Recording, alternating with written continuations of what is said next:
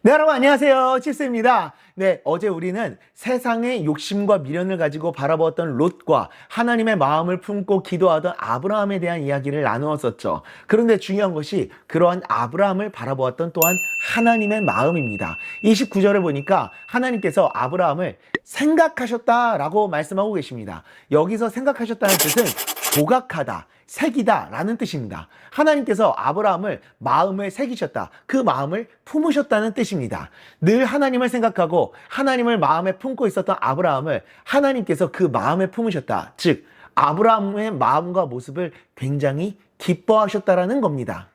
하나님께서 원하시는 사람은 이처럼 하나님의 마음을 품는 사람들입니다. 자신의 욕심과 즐거움에 미련을 갖고 살아가는 사람들이 아니라 늘 하나님의 마음을 품고 하나님의 뜻을 생각하며 하나님께서 원하시는 뜻을 이루기 위해 살아가는 사람을 기뻐하시는 겁니다. 공부를 잘하는 사람도 아닙니다. 외모가 잘생긴 사람도 아닙니다. 저처럼요.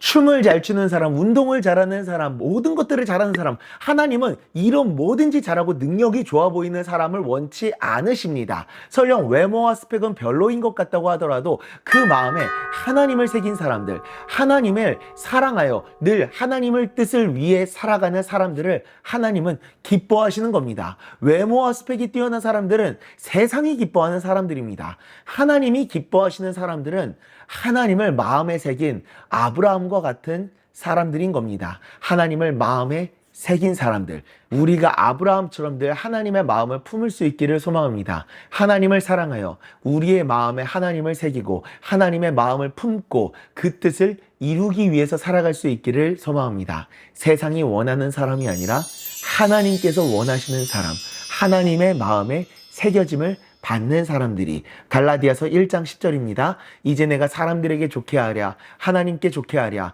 사람들에게 기쁨을 구하랴. 내가 지금까지 사람들의 기쁨을 구하였다면 그리스도의 종이 아니니라.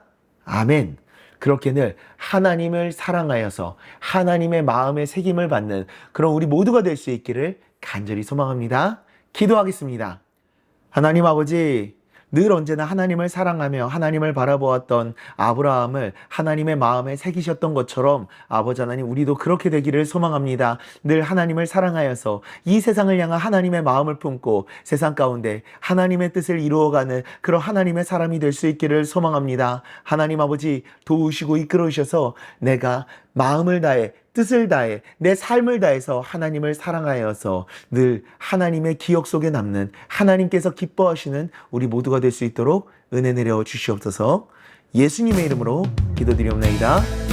아멘.